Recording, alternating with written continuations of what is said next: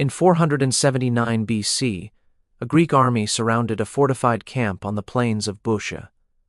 Inside, thousands of Persian soldiers, defeated, defenseless, waiting. What happened next wasn't a battle. The fighting was over. This was something else entirely. History classes teach you about the 300 Spartans at Thermopylae, the heroic last stand, the noble sacrifice. They don't teach you what came 11 months later when 10,000 Spartans returned with the largest Greek army ever assembled. They don't explain what vengeance meant in the ancient world. They don't describe what happens when an entire civilization decides that mercy is no longer an option. By the time the sun set on the plains of Plataea, the bodies would be counted not in hundreds, but in tens of thousands. And the survivors, all 3,000 of them from an army that had numbered over 100,000, would carry home a message that would echo across the Persian Empire. This is the story of how ancient Greece answered Thermopylae, and why even the victors would struggle with what they had done. August 480 BC. The narrow pass at Thermopylae. King Leonidas lies dead, his body mutilated on Xerxes' orders, beheaded, crucified, displayed as a warning. Around him, 300 Spartan warriors, 700 Thespians, 400 Theans, all dead. The Persians hadn't just killed them, they'd made examples.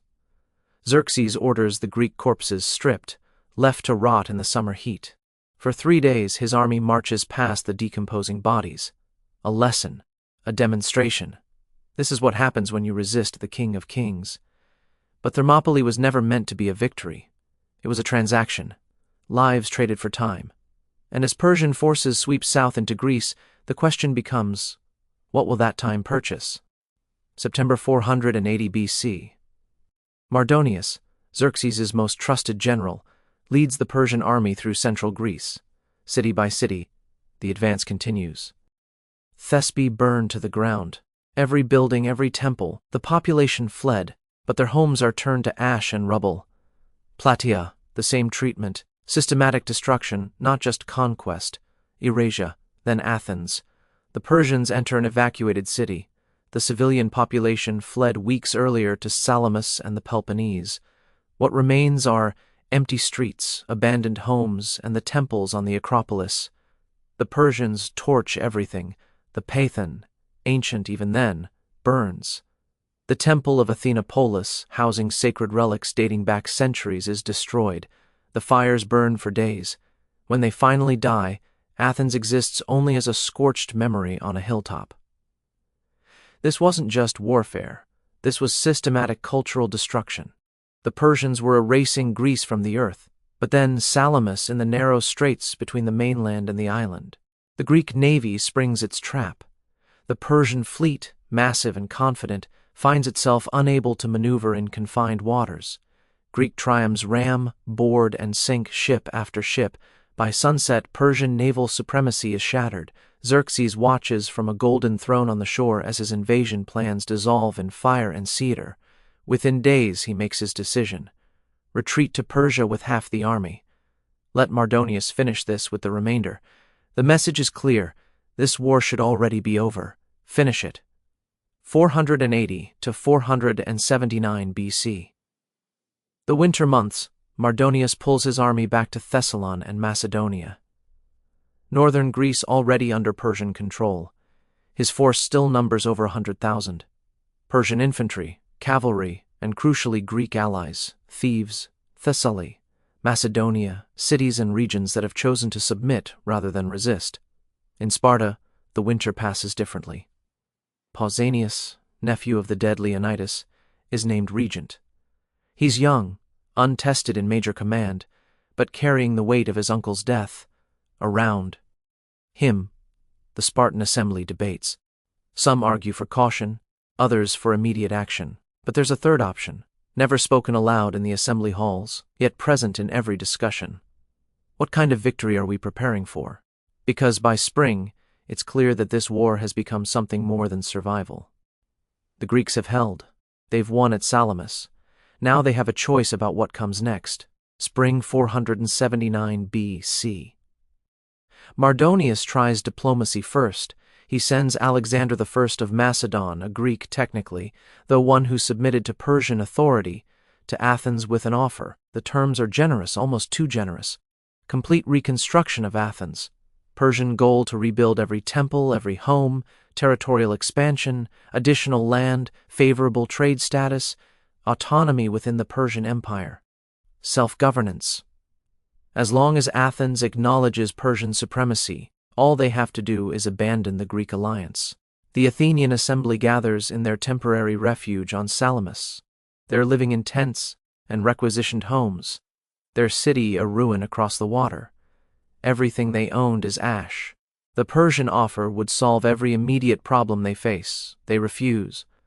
The Spartan ambassadors present at the meeting report back that the Athenians didn't just decline, they threatened to execute anyone who suggested accepting. One council member who spoke in favor of the offer was stoned to death by the crowd, his wife and children killed by Athenian women who dragged them from their home. The message is sent to Mardonius. There will be no negotiation. Mardonius responds with action. His army returns to Athens, still abandoned, still empty. What the first burning left partially standing, this second wave of destruction finishes. Buildings that survived the first flames are systematically demolished. Wells are filled with rubble. Agricultural land is salted. This our ending is different. It's not conquest, it's punishment. When the Persians withdraw, again, Athens exists only as scattered stone and ash. 2 complete destructions in less than a year. Mardonius pulls back to Boeotia, to the plains near Plataea. He chooses the ground carefully. The Asopus River provides water and a defensive line. Behind him, Thebes, allied to Persia, offers a secure base. Most importantly, the flat plains favor his cavalry, the Persian army's greatest advantage. He constructs a fortified camp, wooden walls, defensive positions, supply stockpiles. Then he waits. The challenge is implicit. If you want to end this, come to ground that favors us. The Athenians send urgent messages to Sparta, either march now or Athens will have no choice but to accept Persian terms. For weeks, Sparta hesitates. The Isthmus of Corinth is fortified. The Peloponnese is defensible. Why risk everything in open battle? But then Pausanias makes his move. He mobilizes not just Sparta's army but the full military might of the Peloponnesian League. 5,000 Spartan hoplites, the full levy, every able-bodied Spartan citizen. 5,000 perioi, free inhabitants of Spartan-controlled territory. 35,000 helots armed as light infantry, an unprecedented number of these semi-enslaved laborers mobilized for combat. The Spartans march north, picking up allies at every city. Corinth, Megara, Sicon, Epidaurus, Trosan. The Athenians join from Salamis, 8,000 hoplites, their entire remaining military force. By the time the combined Greek army reaches the hills above the Persian camp, it numbers nearly 110,000 men. This is the largest Greek army ever assembled in recorded history. The Greeks take position on the slopes of Mount Cithaeron, overlooking the plain where Mardonius waits. For anyone who understands ancient warfare, the tactical situation is immediately clear. The Greeks hold high ground. The hoplite phalanx, interlocking shields, long spears, is devastating in frontal combat, but requires solid footing. The slopes give them that, plus the advantage of charging downhill. The Persians control the plain. Their cavalry can maneuver freely on flat ground. Their archers can rain down volleys. But advancing uphill into a hoplite formation would be suicide. Neither side can attack without surrendering their advantage. So they wait. Day 3 of the standoff. Persian cavalry probing Greek positions gets too close. A unit of Athenian hoplites supported by archers engages them in the foothills. The fighting is chaotic. Cavalry wheeling, hoplites bracing, arrows flying. Then an Athenian arrow strikes the horse of Mestius, commander of the Persian cavalry.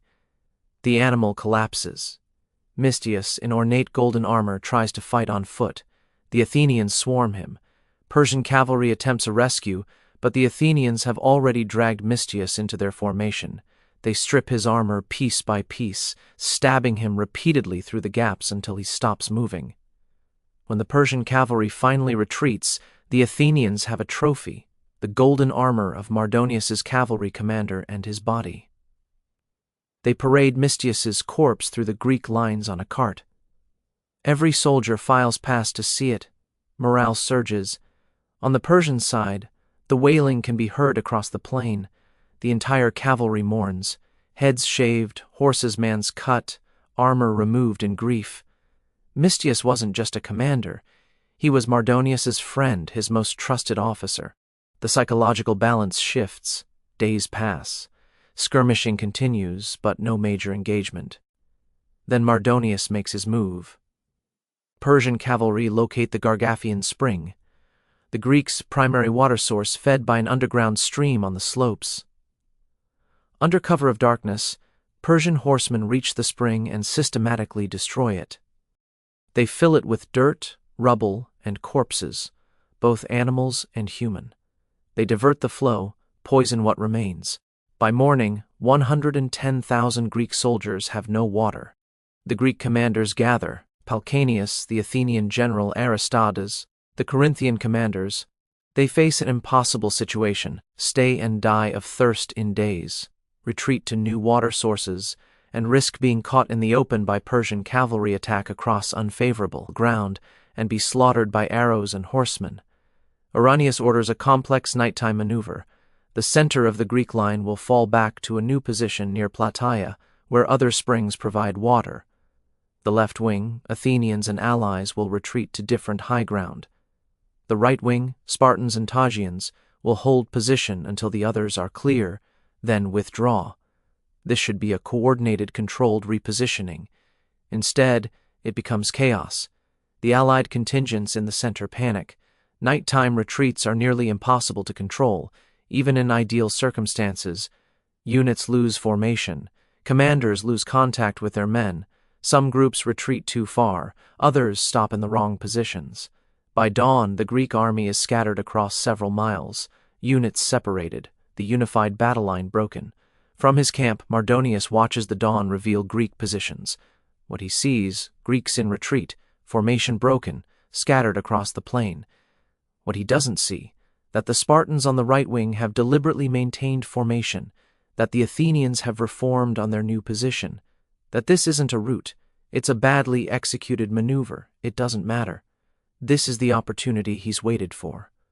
Mardonius orders a general advance. The Persian army moves out of the fortified camp in waves. First, elite Persian infantry. The immortals, lightly armored but highly trained, equipped with short spears, swords, and wick. Our shields. Behind them, infantry from across the empire. Medices, Bactrians, Indians, Sake. On the flanks, what remains of the cavalry still formidable despite the loss of Mestius. At the rear, Greek allied forces from Thebes and other cities that sided with Persia. Mardonius himself rides near the front, visible in his distinctive armor, urging his men forward. The target, the Spartan right wing, still in apparent retreat, seemingly vulnerable. Pausanias watches the Persian advance. His 10,000 Spartans and Tians have been slowly withdrawing, maintaining formation, but appearing to flee. Now he gives the order, stop. The Spartans halt, dress their lines, and turn to face the approaching Persians. The bronze-faced phalanx locks into position, 8 ranks deep, shields overlapping, spears protruding in rows. But there's a problem. The Greek religious protocols require favorable omens before battle. The seers reading sacrificed animal entrails report unfavorable signs. Again and again, Pausanias orders new sacrifices. Again and again, the omens say, "Do not advance." The Persians close to within arrow range. Persian archers, thousands of them, begin loosing volleys. Arrows rain down on the Spartan formation. Men fall, struck through gaps in armor, through exposed flesh. The shields provide some protection, but arrows come at angles, find weaknesses. Spartans die standing in formation, forbidden by their religious law to advance, unable to retreat without breaking. Pausanias orders more sacrifices. The omens remain unfavorable. More Spartans fall. Finally, whether the omens change or Pausanias simply decides to act, the order comes. Advance. The Spartan phalanx doesn't run, it marches. Each man maintains position, shield locked with his neighbors, moving as a single armored mass. The Persians, still loosing arrows, prepare to meet the charge. They plant their wicker shields in the ground, creating a defensive wall, bracing their short spears.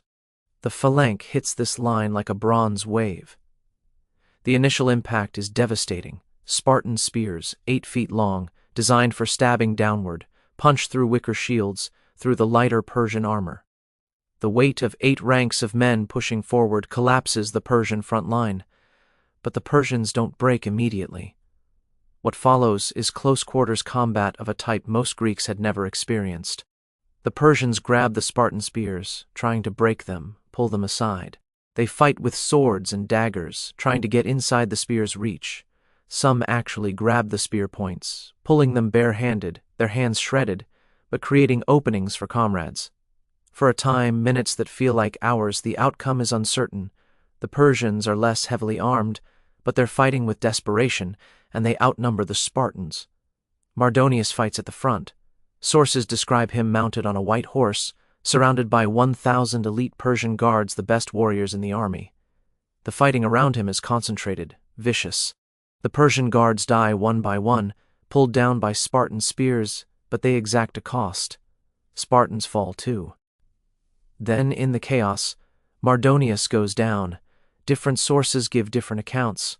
A stone thrown from the Spartan lines striking his head, a spear thrust that reaches him through his guards, simply being overwhelmed when his horse is killed. What's certain is that Mardonius, commander of the entire Persian force, dies in the melee. The effect is immediate. Word spreads through the Persian ranks. Mardonius is dead. The commander, the king's chosen representative, the architect of the invasion, gone. The Persian center begins to waver, then breaks. Once a phalanx breaks an enemy line, what follows is less a battle than a pursuit. The Persians run. Some head for the fortified camp. Others scatter across the plain, seeking any escape route. The Greek light infantry and cavalry, held back during the initial clash, now surge forward. This is where the real killing begins. Heavily armored hoplites are relatively slow, but helots, peltasts, cavalry, they can run down fleeing men. They can catch them in the open, exhausted, separated from formations. The plain of Plataea becomes a killing field. Meanwhile, on the Greek left, the Athenians engage the Thean forces fighting for Persia. This combat is more evenly matched, Greeks fighting Greeks, similar equipment and training. The Theans hold longer, fight harder, but eventually they too retreat when news of the Sen's collapse reaches them. Thousands of Persians reach the fortified camp and take refuge behind its wooden walls. Inside supplies, treasure, Mardonius's personal wealth, and the army's non-competents, servants, camp followers, families of some officers. The camp is defensible. The walls are sturdy. If the Persians can hold it, they might regroup, mount a defense by time for reinforcements. But the Greek army surrounds it for a time. The Persians hold the walls. Greek forces, primarily Spartans and Peloponnesians, attempt to breach the gates and are repulsed. The Spartans, sons, trained for open field combat, struggle with siege warfare. Then the Athenians arrive. The Athenians, more experienced with varied warfare, find a weakness in the fortified camp's defenses. They coordinate a concentrated assault on one section of the wooden wall. The wall comes down. Greek forces pour through the breach. What happens next is documented in multiple Greek sources written decades later. The details are consistent, though the tone varies depending on the author. Inside the camp, the organized Persian defense collapses almost immediately. The remaining soldiers, already demoralized by the battle, trapped, exhausted, cannot mount coordinated resistance against the Greek army now flooding through the breached walls. The Greek forces move through the camp systematically. They don't take prisoners. Every Persian soldier found is killed. Sources describe Greeks moving through tents, through supply areas, through every section of the fortified space. Resistance, where it occurs, is brief. The non-combatants, servants, camp followers, the families, they fare no better. Ancient warfare had conventions about such things. Armies sometimes spared civilians, took them as slaves, used them for ransom. This wasn't that. Herodotus, writing about this event, doesn't dwell on details. He states the outcome of the Persian army at Plataea, numbering over 100,000. Approximately 3,000 survive. 3,000. The rest 100,000 men are dead by nightfall. Modern historians debate these figures. Ancient sources often exaggerated army sizes. Maybe the Persian force was smaller, 80,000, 60,000. But even conservative estimates put the dead at tens of thousands. And the Greek casualties, Herodotus reports 159 total Greek dead. Later sources say perhaps low thousands. The disparity is staggering, even accounting for ancient exaggeration. This wasn't a battle that went back and forth. This was systematic slaughter, beginning when the Persian line broke and continuing until virtually no one remained to kill. After the killing stops, the Greeks conduct inventory of the Persian camp. The treasure is immense: gold and silver bullion, payment for the army's wages, personal wealth of Persian nobles who campaigned with Mardonius, plundered goods from Athens, Plataea, Thespy, and other sacked cities, luxury items, jewelry, precious textiles, artworks. Porsenius orders everything collected and catalogued. 10% is set aside for the gods to be dedicated at Delphi, Olympia, and other sacred sea. The rest is divided among the Greek cities according to their contribution to the army. The Spartans receive the largest share. The Helots, the enslaved people who fought in the Greek army, receive nothing. Mardonius's personal tent is preserved intact. Pausanias orders a meal prepared using Mardonius's kitchen staff, his supplies, his gold dishware. Then he orders a typical Spartan meal prepared alongside it. He invites the Greek commanders to see both meals side by side. Persian luxury next to Spartan simplicity. The message is carefully crafted.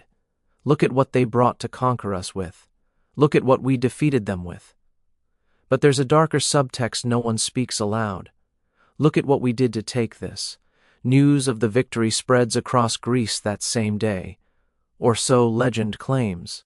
The Greek navy wins a decisive victory at Maikari on the coast of Asia Minor, destroying what remains of the Persian fleet and liberating Greek cities under Persian control. Whether the timing is accurate or mythologized, the strategic result is clear. The Persian invasion is over. Greece has survived. But this isn't just survival. The psychological and political landscape has shifted. Athens begins reconstruction, but not as it was. The Athenians fortify their city aggressively, rebuild their navy with the largest fleet Greece has ever seen. The war has taught them that defense isn't enough. Sparta returns to the Peloponnese, but the memory of what happened at Plataea follows. The Spartans had always been respected, feared for their military skill. Now there's something else in how other Greeks regard them. Greek poets write victory odes, temples are built, monuments erected, but certain details are omitted from the official commemorations. The number of enemy dead is celebrated, the speed of the victory is praised, the tactical brilliance is analyzed. What happened inside the FO? Artified camp after the walls fell is mentioned in passing, if at all. Herodotus, writing a generation later, doesn't moralize. He reports this many died, the camp was taken, the wealth was divided. Plutarch, writing centuries after, is slightly more direct. He mentions that some Greeks questioned whether what happened after the battle was necessary, whether the scale of the killing served any military purpose. The Persian survivors who made it back across the Hellespont carried a message to the empire. The Greeks are no longer just defending. When they win, they erase. In pure military terms, Plataea achieved its objective completely. The Persian army in Greece was destroyed, the invasion was ended, the threat was eliminated. But there's a question that echoes through the historical record. Why so few survivors? Ancient battles, even decisive ones, typically saw armies break and run with the majority surviving the actual combat. Casualties of 20 to 30% were considered catastrophic enough to break an army's will. 50% casualties were virtually unheard of. At Plataea, the casualty rate exceeded 95%. This requires explanation beyond the Greeks' one. What sets Plataea apart isn't the battle itself, it's what happened after the battle ended. The Persian line broke. The Greeks pursued. This is normal warfare, but the pursuit didn't stop when the Persians reached their camp. The siege didn't end with surrender offers or ransom negotiations. The breach of the walls didn't lead to selective targeting of combatants. Every stage was pushed to maximum lethality. This suggests decisions made at command level. Pausanias, the Athenian generals, the allied commanders. They shaped how the victory would be prosecuted, and they chose total elimination. After Plataea, the Greeks turned their attention to Thebes, the Greek city that had allied with Persia. Pausanias demands Thebes surrender the leaders who orchestrated the Persian alliance. Thebes refuses. The Greek army besieges the city for 20 days. Finally, Thebes surrenders the accused leaders. Antagonist escapes, but his family is taken. Timidas and other oligarchs are handed over. Pausanias executes all of them. The treatment of Thebes is instructive because it shows restraint the Greeks were capable of. The city itself is spared. The population isn't massacred, only the leadership is punished. This restraint was present at Plataea too. The Greeks could have shown it. They chose not to. The Dian League forms in the years after Plataea, an alliance of Greek cities led by Athens ostensibly for mutual defense against Persia. Within a generation, it transforms into the Athenian Empire. Cities that try to leave the League are besieged, conquered, their populations sometimes enslaved or killed. Sparta, watching Athens' expansion, grows concerned. The rivalry that leads to the Peloponnesian War, a conflict that will devastate Greece for nearly 30 years, has its roots in the power dynamics established by the Persian Wars.